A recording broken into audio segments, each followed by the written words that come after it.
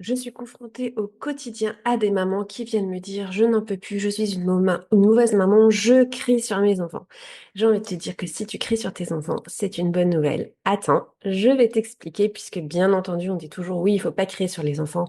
Ça fait, des dégâts émotionnels et je suis d'accord avec ça, mais crier sur ses enfants, eh bien, j'ai envie que tu te poses la question 2 secondes, en quoi c'est une bonne nouvelle? Alors, je vais te répondre, en fait, si tu te retrouves souvent à crier sur tes enfants, c'est pas parce que tu es une mauvaise maman, au contraire, c'est parce que tu es une maman impliquée qui a envie de changer la donne, qui a envie d'impacter. Sauf qu'à un moment donné, eh bien, en fait, tu te retrouves dans ce moment d'impuissance. Donc, en fait, tes cris vont devenir le symptôme d'une impuissance temporaire ou d'un moment où tu te sens débordé, où tu ne vois pas la solution sur le moment. C'est ta réaction émotionnelle à quelque chose que tu as envie de faire et de voir s'accomplir dans la vie de tes enfants ou la tienne, et le décalage qu'il y a avec le fait que ça n'arrive pas. Et donc du coup, si tu cries, si tu réfléchis bien, c'est bien parce que tu as envie d'avoir un impact, c'est parce que tu as envie de bien faire, c'est parce que tu es archi motivé finalement par le désir d'impact que tu réagis ainsi. Donc finalement, les cris, quand tu cries, c'est on est dans une situation où on n'arrive pas à résoudre un problème et on se sent pris au piège. Du coup, l'idée quand on crie, c'est de se mettre en non-jugement de soi-même, c'est-à-dire que la culpabilité après avoir crié, eh bien, l'idée, c'est de se mettre plutôt en mode recherche de solutions, en fait. Puisque les cris sont le symptôme de quelque chose où je suis impuissante, eh bien, je vais essayer plutôt d'aller me mettre en mode, ben, je vais aller rechercher une solution, celle que je ne vois pas. En fait, si tu veux, les cris, c'est il te manque une information sur comment gérer la situation qui se retrouve face à toi. Et, euh, et tout ça pour te dire que j'ai envie de t'encourager à pas te mettre dans un jugement de condamnation.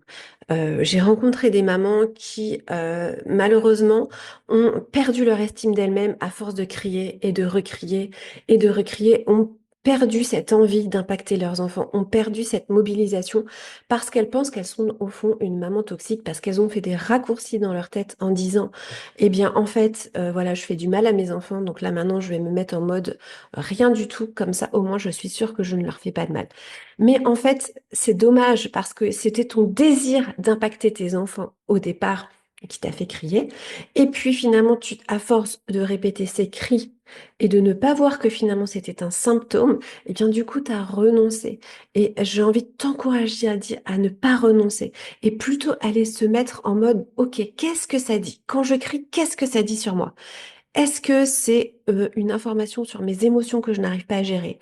Est-ce que c'est une information tout simplement de relation que je n'arrive pas à comprendre ce qui se passe dans la tête de mon enfant? Est-ce que c'est une relation, un autre situation où je n'ai pas les éléments de réponse en fait, ni les éléments de solution? J'ai envie de te dire, mets-toi dans un mode recherche de solution quand tu cries. Tu vas voir, ça va t'encourager, ça va t'éviter de culpabiliser, ça va t'éviter d'avoir des jugements qui sont condamnants pour toi et qui finalement ne vont pas régler le problème et qui vont finalement créer ce que tu as peur en fait. Tu vas créer une distance avec tes enfants et c'est spécifiquement ça qui te fait peur de perdre le lien avec ton enfant quand on crie. Et j'ai envie de te dire que bien évidemment, quand on crie, eh bien, l'idée, c'est d'aller dire à nos enfants que c'était pas OK de crier, mais d'aller rechercher des solutions. Donc j'ai envie de te dire, oui, crier, c'est une bonne nouvelle parce que ça veut dire que tu es impliqué. Et maintenant, euh, c'est simplement l'idée de savoir qu'est-ce qu'il y a derrière ce cri qui va t'aider finalement à faire baisser la culpabilité, à te mettre en mode recherche de solutions et surtout à continuer d'impacter et d'élever tes enfants pour qu'ils soient les adultes de demain.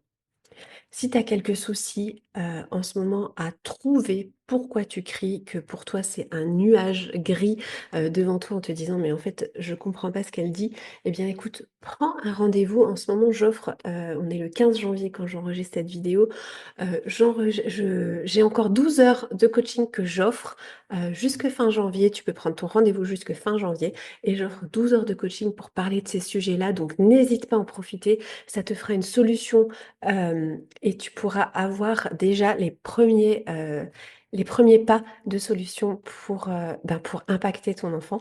Donc n'hésite pas, profites-en.